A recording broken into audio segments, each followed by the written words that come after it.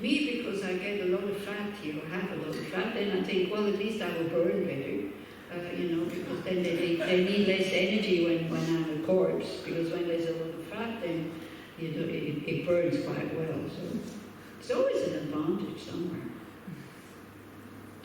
So there is no clear point about, this, because at the time of the Buddha there was no organ transplantation, so there's nothing in the text. Same as euthanasia, there's nothing in the text because people wanted to live as long as possible in order to practice or purify their negative karma or whatever. So this again, it's a very personal thing. You have to make up your mind what you want to do.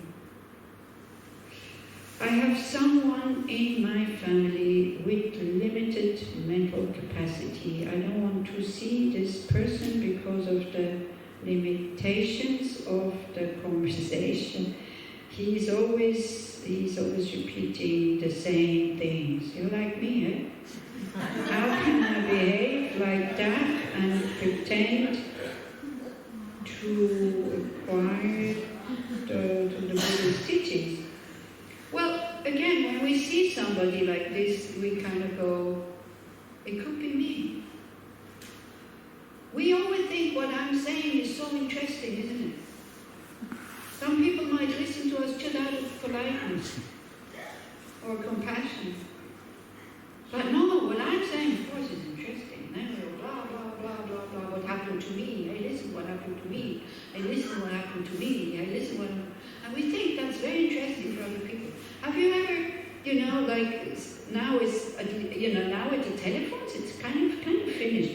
This obsessive, you have to go and look at other people's photographs from their holidays. They had slides, when they used to have slides. So they invite you, they will see the slides.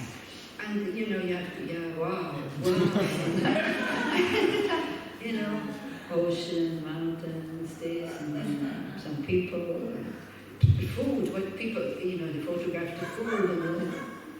And so, again, this is very arrogant here, I'm sorry to say. It's very arrogant.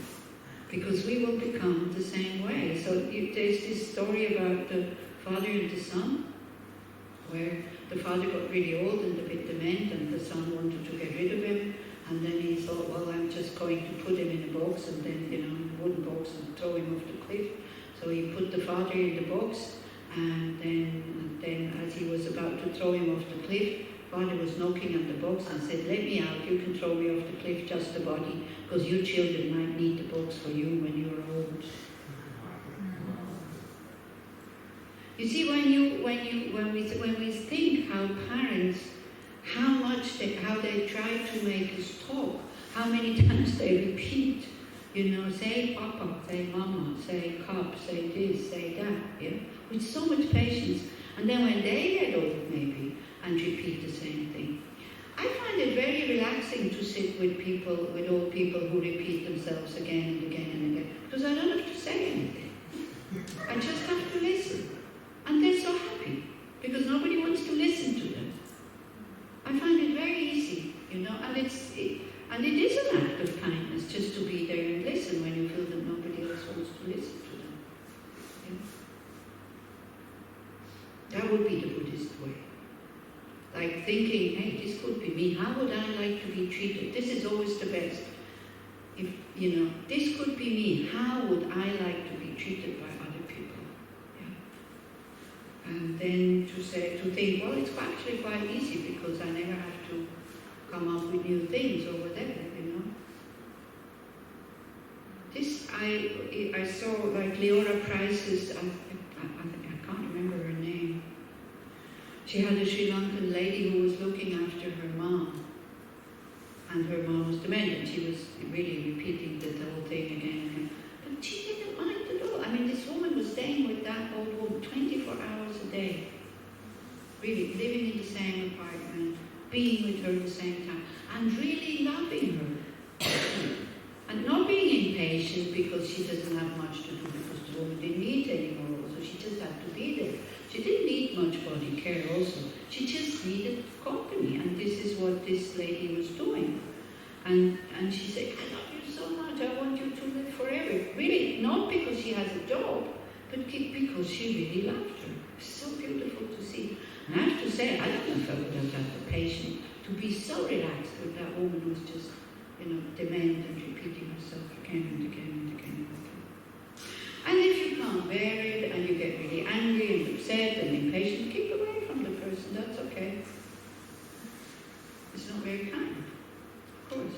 If you feel that's probably the worst, When you feel that somebody likes you, but you have aversion to the person, when you feel that somebody is attracted to you, but you can't be with that person, it's terrible for both.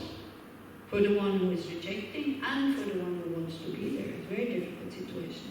But I think if it's somebody who is especially, mentally retarded, we're all mentally crazy and retarded. We all don't know how to make ourselves happy even though we want to be happy. So who are we to say they are mentally limited or something like that? You see, this whole kind of admiration of intelligence in the world is horrible. Because intelligent people can be really horrible people, using their intelligence to exploit others, to abuse others and all this. We don't have much propaganda for good hearts, unfortunately.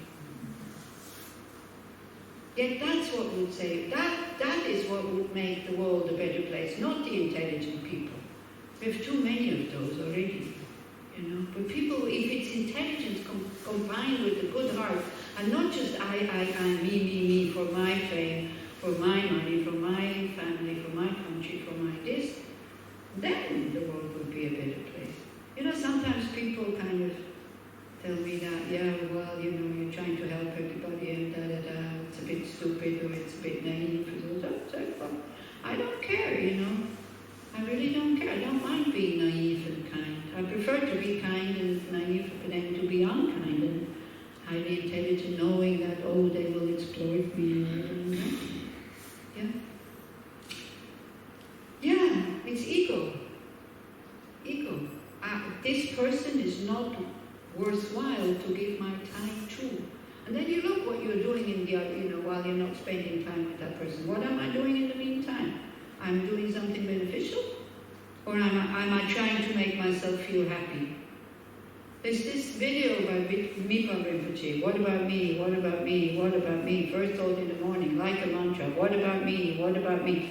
Automatically, we're not thinking it here. Looking for the best coffee, looking for the best breakfast. Oh yeah, breakfast, now everybody's here. Tomorrow you will have vegan breakfast. There will be 2 different tables. It will be marked. So where it says vegan, that is for you, not the other one. The non-vegan things you can eat again when you go home, if you want, if you need to, but then not here. Is that clear? Yeah, so that you're not kind of confused, what can I take, what can I not take?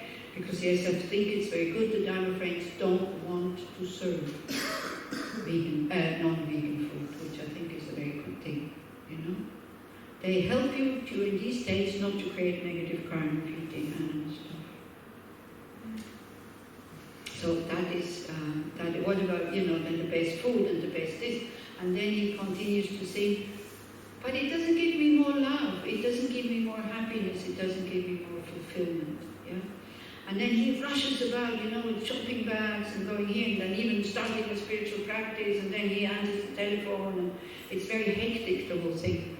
And then he rushes out of the house, and there's a homeless person sitting here with a sign, help me, and he just rushes. Then in the evening he comes back with his bags, and this person gets up and opens the door for him. And then he goes, hey, what about you? And then, it's manipulation. Then the video becomes full of light, the music becomes soft, and da-da-da. But it gives me, when I start to think, what about you? It gives me so much more love, so much more fulfillment. Then you see a young person guiding an old person. You see a person taking care of a child. You see 2 sharing an ice cream or something like this. And at the end of the video, he says, because he's singing it, so he takes off his earphones and there's like the microphone, and he says, what does he say exactly? When you are happy, I am happy too. You first, then me. That's the secret. And then the heart is free. It's nice. You know, we were all small children. We all had either our parents or grandparents or they were sitting next to us. Hours and hours and hours for us waiting to finish our food. Trying to teach us something, learning with us, playing with us, these stupid games that you never see them play them when they're alone. So why can't we do that for other people? Because somebody has done it for us when we were small. Somebody might do it for us when we're old.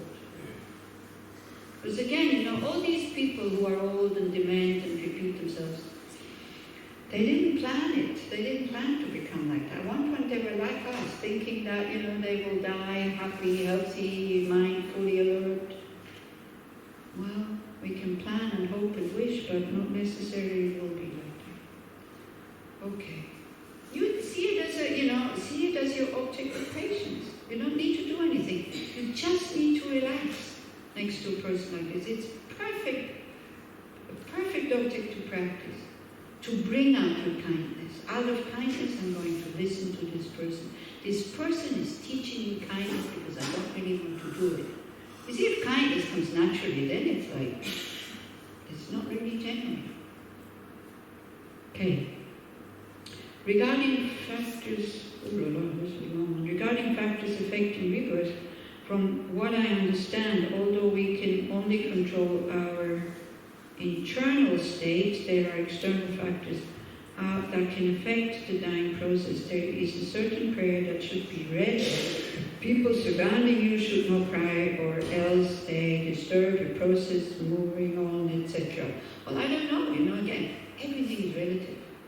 If you really hated somebody and you see that they're so sad that you're going, they might even make you happy. I don't know. You see, again, it's like nothing is black and white in this Buddhism. This is why when people say it's always the same thing, you have to learn to interpret the whole thing, because then you see that it is so flexible and it's so relative, and you can interpret the whole thing always in a different way. Did I understand correctly? Or according to Tibetan Buddhism, you can have a successful rebirth even if, let's say, all your loved ones are crying around you and no one reads the prayer to guide you.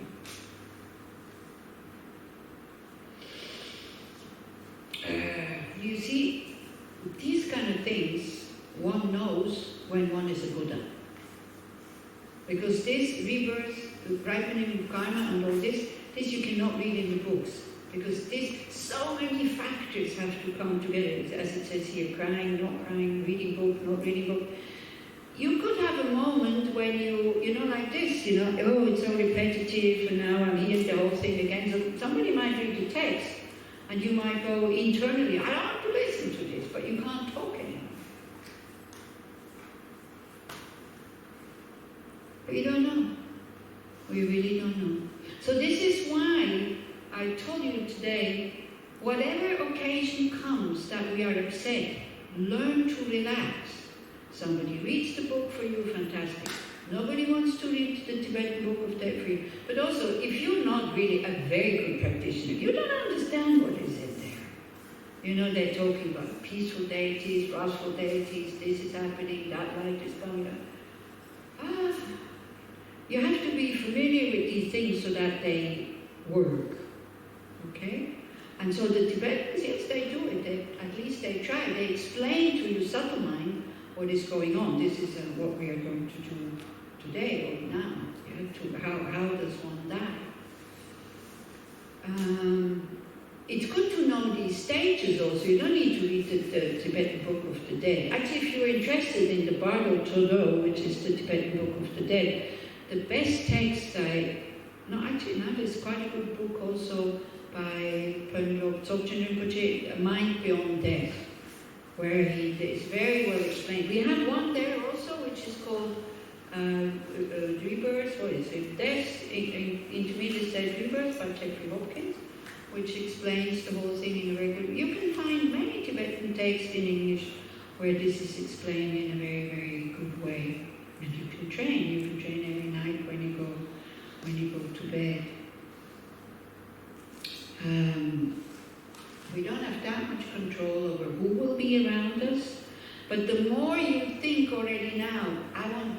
person to be there, and then the person is not there, or I don't want this person to be there and the person is there, then you disturb yourself. So it's not so much the outside condition, it's more your attitudes.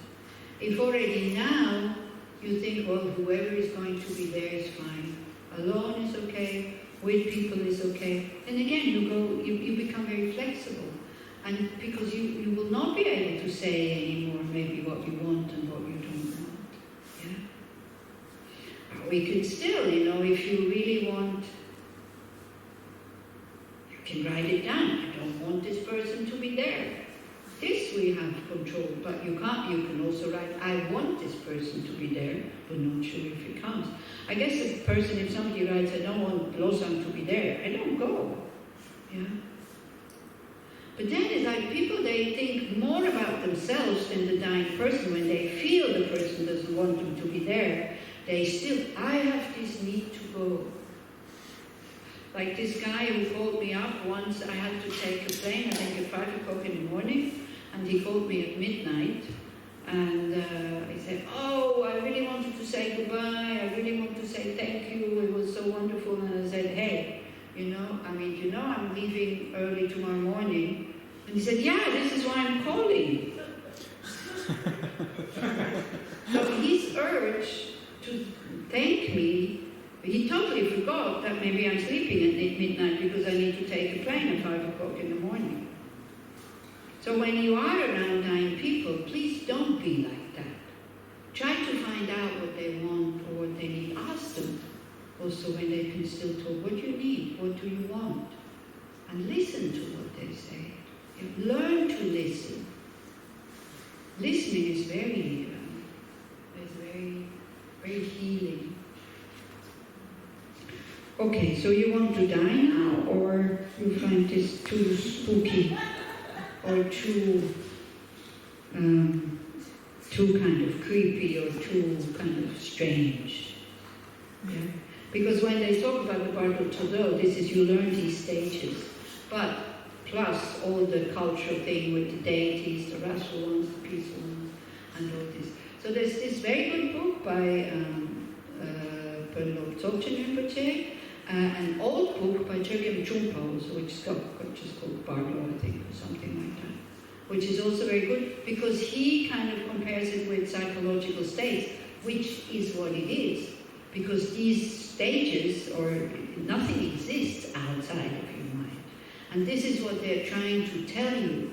Don't be afraid, you are just dreaming, nothing is really happening, but this is what is appearing to you now. Yeah?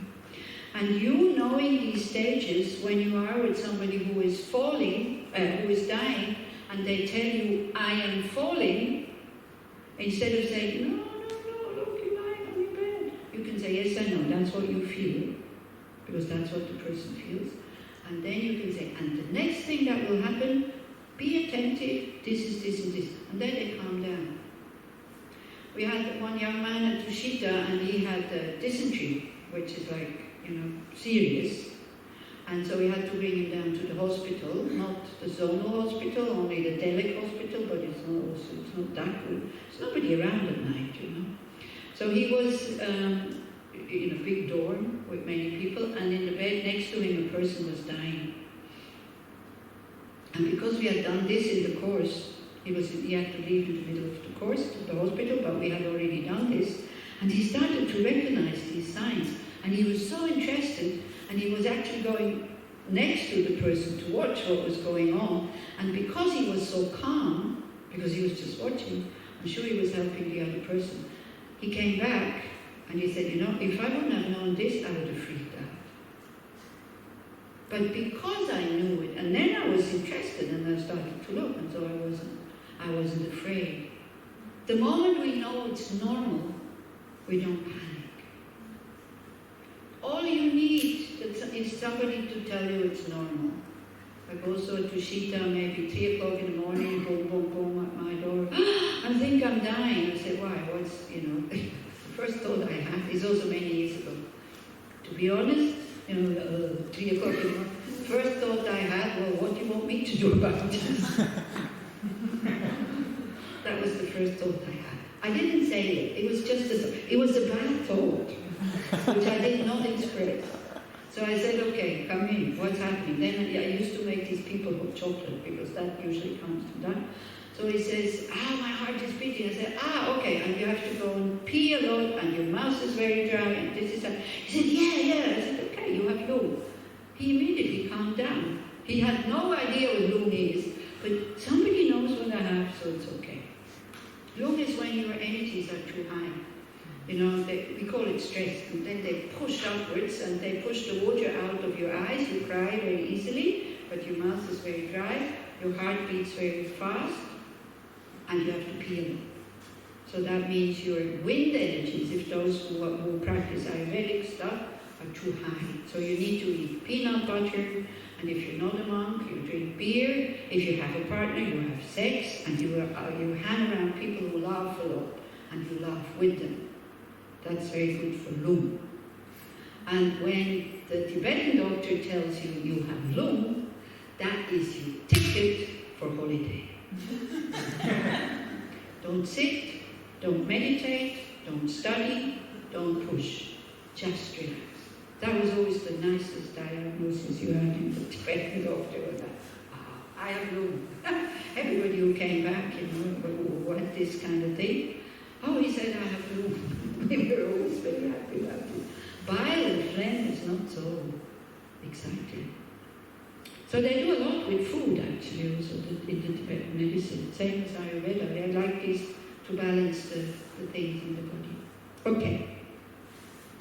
So we're not going, we will meditate on it. I will guide you through it, but we're not going to all the factors. You have the chart in the book here, and it's on page, is that the right one? Yeah, it's on page 13. Oh, the death chart's on page 13. That cannot be a good sign. Did anybody do that on purpose? We have to make 12A. Just a number. Okay. So our body, the gross body, is made up of 4 elements. And these elements lose their power. These elements have a function. Like the earth element is supporting, is holding. The water element is moistening the whole thing. The fire element helps us digest and makes, body warms. And the wind element allows us to move. So these elements, one by one, it is said, they absorb. They lose their power. So the first element that absorbs, when you are in the death process, you can still come back because the mind is still in the body. And it goes step by step. And if you were with dying people, some of the signs you can actually recognize. Some of the, as an outside person, you can see where they are.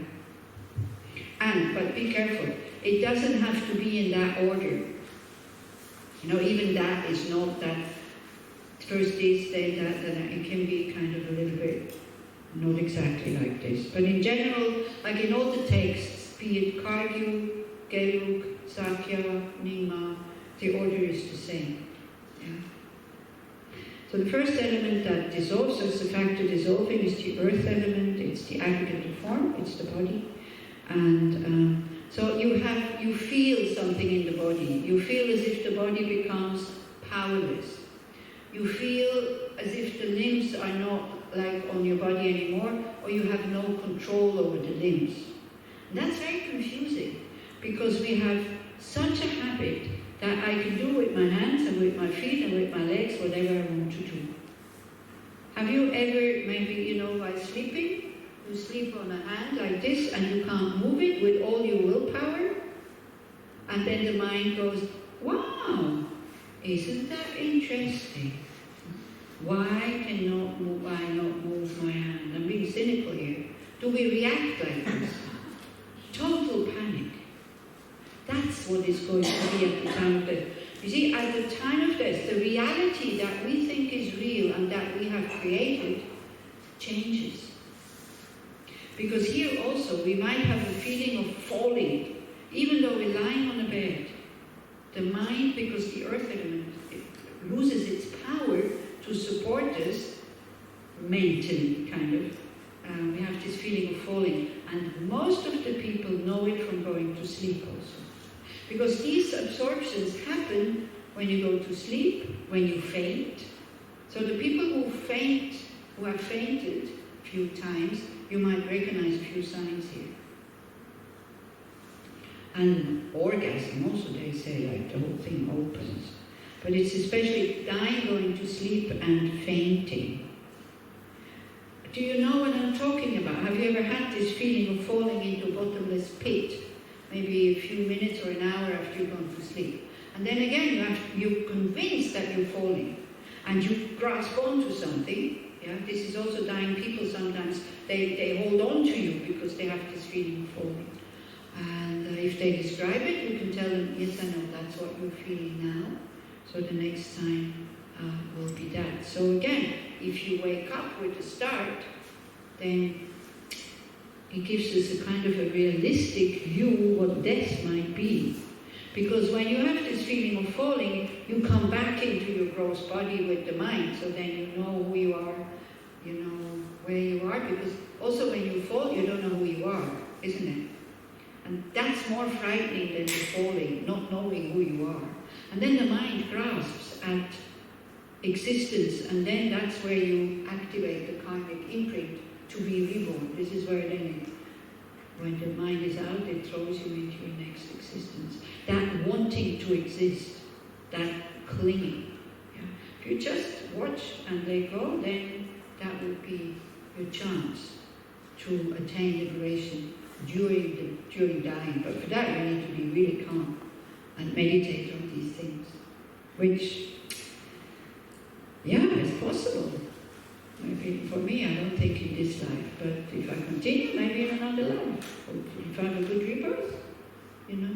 What I can do now is I can be careful that I have a good rebirth, I think. Not to create negativities, purify what I've already created, and have loving thoughts at the time of death, like these aspirations at the time of death.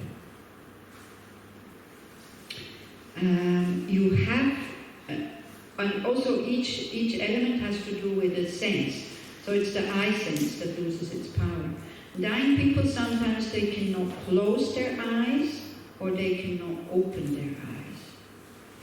So also, if it happens to you in the morning that you want to open your eyes but you can't, what is that? Yeah? So that also, if you don't know, that's normal. It can be very upsetting at the time of death when you can't close your eyes or you can't open them anymore. Yeah. So a non-friend of mine who died next to her teacher, and I asked him about it, and so he said, yeah, when the moment came, she couldn't open her eyes. So we said, okay, look, I gave you Bardo teachings the last 2 months. Now you are dying, so now you do this and this and this. And me and Nawang, his attendant, we sit down and we start the puja. You know? So it was Lama Palchur that comes to Israel from time to time. And this German nun was dying in their compound. Okay, so that's, and the sight becomes blurry. So what happens is that the sense consciousness, the eyes can still be open, but the sense consciousness is these very gross sense consciousness is kind of like an antenna. They dissolve into each other. And why we can see that the same thing happens when we are sleeping is like you have people who sleep with open eyes, especially children sometimes. You can go like this, nothing. Yeah, because the sense consciousness has absorbed. Okay. Next one is water element. That is the aggregate of sensations or feelings. So that's quite good to know. It's quite comforting if it's really true. I really like that one. The feelings that come from the body, you might still feel them, the sensations, but they're not experienced as either pleasant, unpleasant, or neutral. So you might have pain, but you don't experience it as unpleasant. And we all know that. You can have pain, but because you are